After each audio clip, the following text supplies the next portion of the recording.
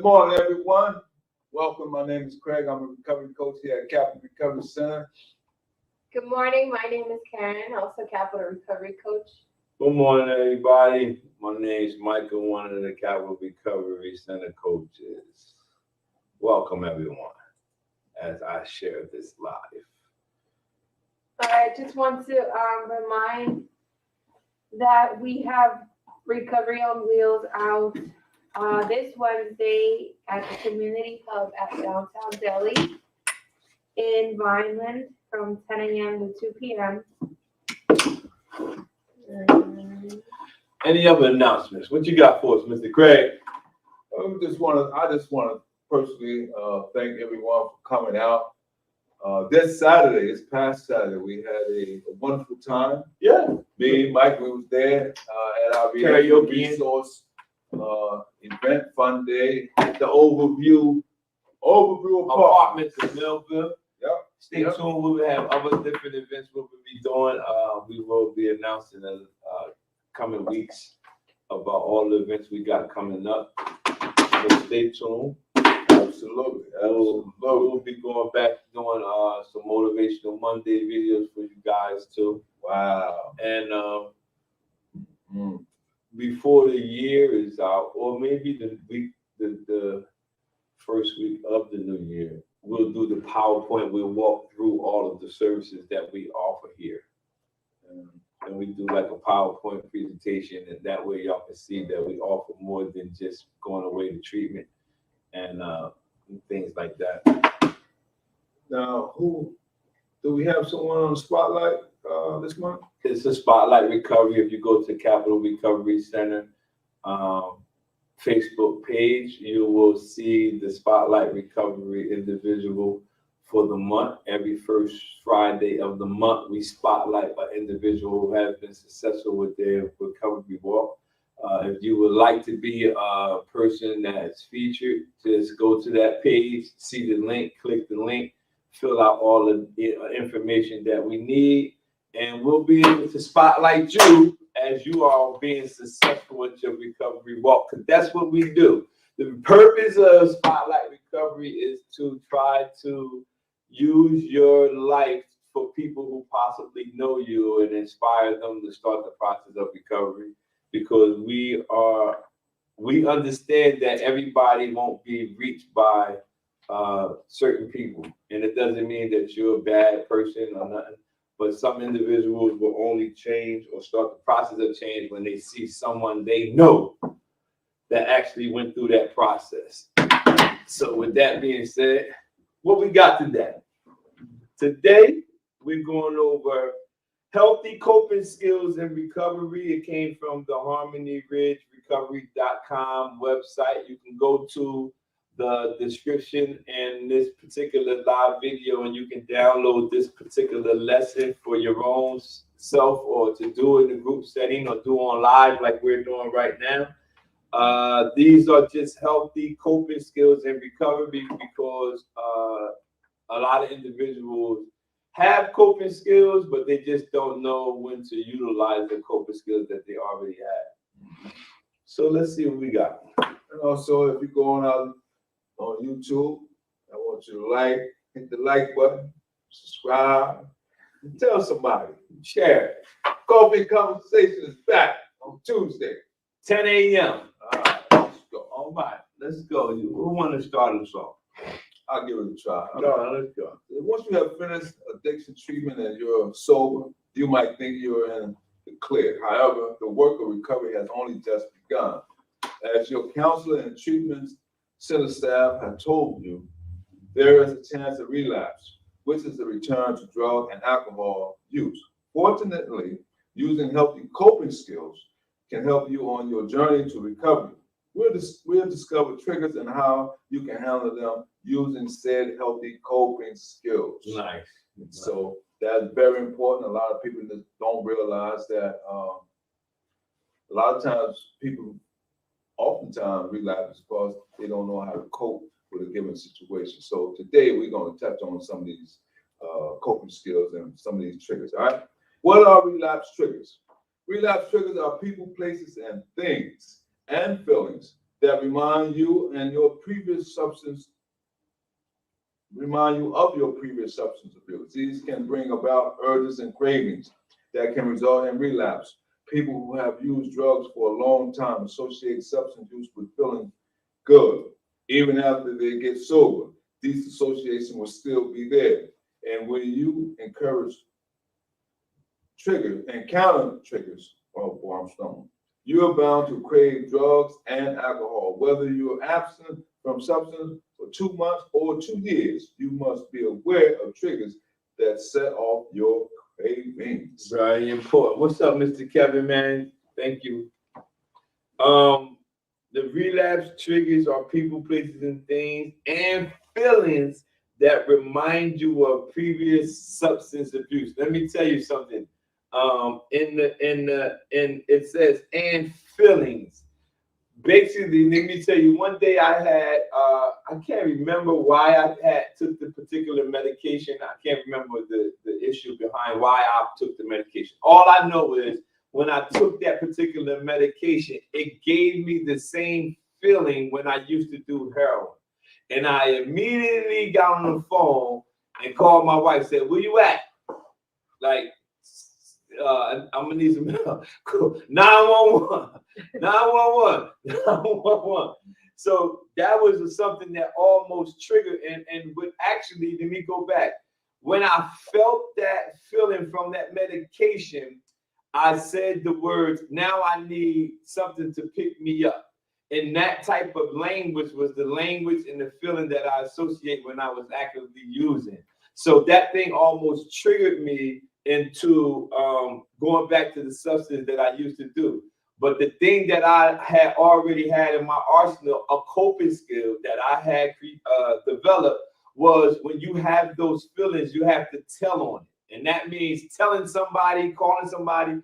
The quicker you tell on the situation or the feeling or the thing that's triggering you, you take the power from that and you put the power back in your possession. Mm-hmm. So when you're faced with any type of trigger, you have to actually tell somebody that you are experiencing these particular triggers before you go back and relapse. And remember, when you do that, you take the power from that trigger and put it back in your possession. And also, when you learn some good coping skills, you will use some alternate methods that will help you as well. Because a lot of times we want to be feeling sad. So you also, we want to feel good. Yeah. But there is other alternative methods. Just like, you might have a long day of work, you might treat yourself to ice cream. Yeah. Or you might want to go for a bike ride. There's plenty of coping skills that you can turn to or confide in someone that who will push you along the way and say, "Hey, man, listen, we're gonna do something positive today." Alternative methods. Hashtag. Put that in the comment section. Alternative methods to cope with the feeling that you are experiencing. Mm-hmm. All right, let's look at external triggers. So we're talking about relapse triggers. The first set we're going to talk about are external triggers. External triggers are physical things that remind you of your past drug use. Some examples of external triggers include people, those closest to you, friends, family, co-workers, former drug dealers can trigger that cause you to relapse. You shouldn't be around loved ones who have substance use disorder. If it's going to trigger you to go back to what you used to do, that's one event you might have to skip. It just remember, you're the most important person in this equation. So if it's going to trigger you, don't try to say I'm going over my family house, but every time you go over your family house, you remember when you used to do something. You have to stop, leave that area. Places.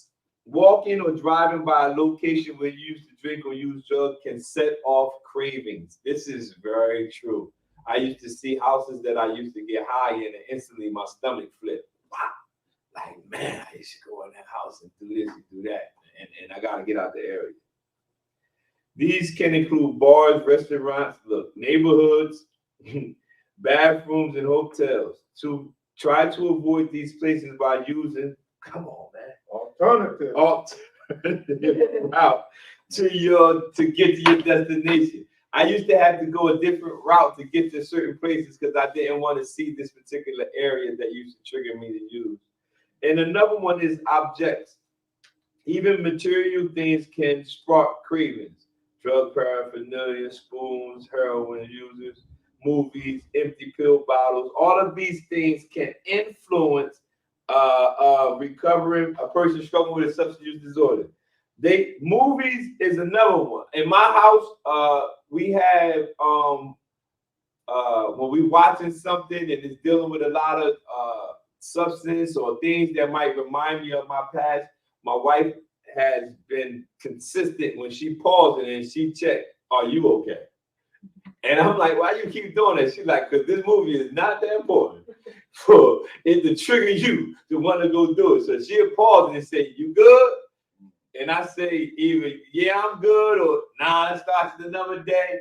But no matter what, movies can trigger you to go do something. So you got to be mindful of that. These are all external triggers. And the last external triggers is activities and situations. Stressful situations can push those in recovery over the edge. That's why they say don't get into relationships, because I told you relationships always go up, they go down, they're very emotional. So that's why they want you to get your foundation set before you get into relationships. Even though people think you just don't want me to have a girlfriend. What? I got a wife. Why I want you to have a girlfriend? But some people don't understand that emotional relationships cause people to go back. These don't just include losing a job or a loved one. Joyous occasions like weddings, birthdays, and other parties where alcohol is flowing can also induce cravings. Other situations, triggers include calling from creditors, payday. You know, I told y'all about money last time. Before and during and after sex, being home alone, eating lunch or dinner, or talking on the phone. All of these activities or situations could be an external trigger. All right, who got internal? I'll read it. Okay. Internal triggers are emotions, feelings, and thoughts that you associate with drug use. These are harder to manage than external triggers because you can't always avoid them. Internal triggers can lead to negative behavior that eventually leads to relapse. Examples of external triggers include negative feelings. If you ever feel irritated, angry, jealous, or anxious, you may think about turning to drugs and alcohol for comfort. Normal feelings. You might not think it, but even normal feelings can be triggers. Relaxation, boredom, and embarrassment and neglect can make you think about using. Positive feelings. Feeling excited, happy, confident, and strong can also lead to relapse. Celebrating something could make you want to reach for a bottle and join in on the fun. To recognize which feelings could potentially set off a relapse, ask yourself the following questions. How do I feel before using substances? How do I want to feel before using drugs and alcohol? In the last week, how did I feel when I used or wanted to use drugs and alcohol? Good question. There's some good things that one can self-talk that one can ask themselves, and when they are going through any situation, because a lot of times most of the time, our thought process is how we perceive things determine how we're going to respond to them. So I constantly, I'm constantly reminding myself, how should I evaluate a given situation and look for the best results. And even if I don't give it my best results that I would like, I still improve upon them. And when it comes to recovery, I'm always mindful that there are always cravings going to appear, there are always urges, and there are going to always be triggers. And so I'm constantly on the alert within myself. So that's all right to have good self-talk, because Everybody need that. Yeah, you gotta have that's why I love CBT so much, cognitive behavioral therapy, because it deals with thinking, changing your thought pattern. Now, it's very powerful because I learned from my mentors and spiritual advisors that in the midst of a negative situation, you can still speak positive to yourself. And I'm like, man, that's like it's basically saying, yo, that's not right. Well, we know it's not right what's happening, but if you focus on what's wrong with the situation, it's not going to actually do you any better. So you might as well use positive affirmation about the situation and say, you know, well, maybe after I get through this process, I'll get a job. Instead of saying nobody won't hire me. Well, at this particular time, you filled out 5 applications, and the evidence is nobody won't hire you, or those 5 people didn't hire you. But that doesn't necessarily mean the 6th person won't hire you. But if you focus on all the ones that didn't hire you, I can see you being triggered to want to use and get depressed or get worried. But that's why you got to give yourself positive affirmation and go against those internal triggers in your head. Like, yo, nah, you might as well go use. See, you nobody won't hire you. You might as well go back to using. Well, they definitely ain't gonna hire you if we use. So That's right. And so you better off sticking with the skills that you have, and I hope this information is helping you along the way. Let's talk about some unhealthy coping skills in recovery. come on, let's see what we got. Bottling up your feelings. Mm. Some people tend to bottle up their emotions because they're afraid to show vulnerability. Men often do that. Yeah. You know, we have this macho perspective. Can't let you know. You know, even when we was younger. Stop crying, boy. And acting like, Men don't cry. men don't, boys don't cry. Come on, the Men- worst thing you ever told a man. Right. So as you develop, you'll learn it's all right to be vulnerable, because that's where your strength comes from. However, doing this can cause you to act out in other ways, including using drugs or drinking to cope with your feelings. By taking the following steps, you can learn how to better manage your emotions. Number 1, communicate your feelings constantly. Okay. Be open, don't follow everything out. Some people say, oh, I love being an introvert. Well, it's all right if you want to learn stuff, but you also got to share it. And, in order for us to keep our sobriety, we oftentimes say we must do what? Give it away. Share it. Let it go. Communicate Tell your us feelings about it. constantly. Figure out why you keep your feelings inside. Accepting on your feelings. Write in a journal. If you're a good writer, if you like to write books like Mike, if you need some pointers, hey, you got the right guy right here. Mike Williams, he's 10-time published author. I'm gonna give him a plug. I appreciate it. Yeah, it costs you later on, But anyway, talk when you need to. Release your bottled feelings.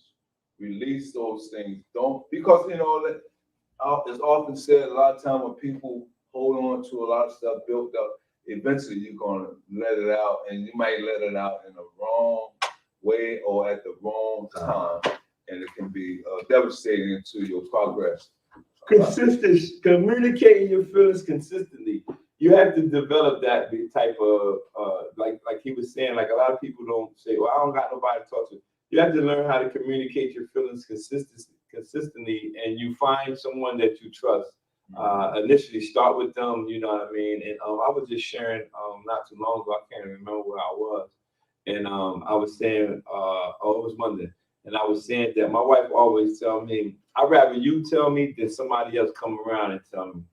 She said, you might as well communicate with me, because even though no matter how the situation might be or it might not look good, if you tell me and before somebody else tell me, you basically communicating. You being consistent about what we're doing. So sometimes when you're going through something and you feel like you're about to be triggered, instead of not saying something and going out and using, then it's like, okay, yeah, you can recover from it, but you could have possibly prevented it if you were consistently communicating your feelings to someone. So you got to find somebody to do that, and talk when you need to.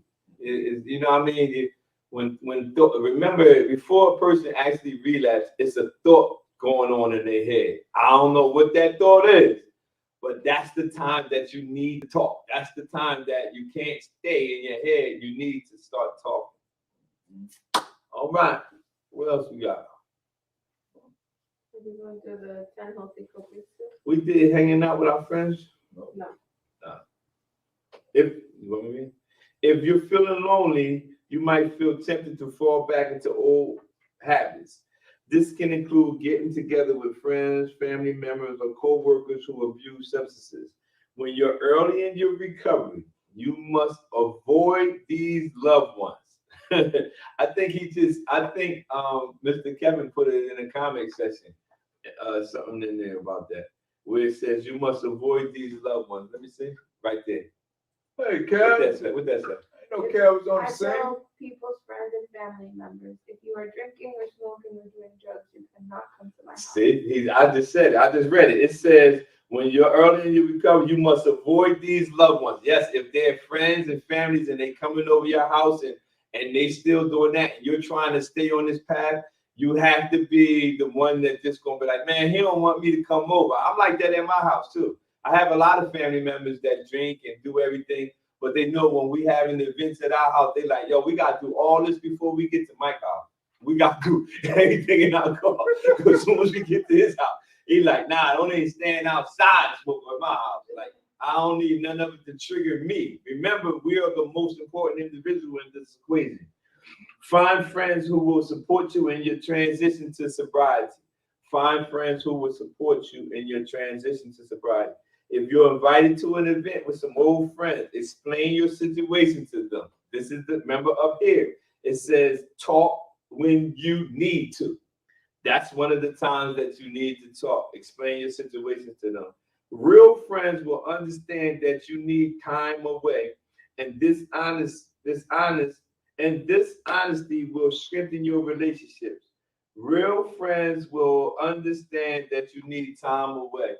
That brought back to my memory. One time, my wife and I went. I'm born and raised in Atlantic City, and we went to Atlantic City to go see somebody.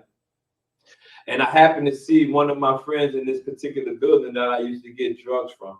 I got out the car to walk in the building because I was excited to see my friend. I haven't seen him in a long time, and I was coming in the building.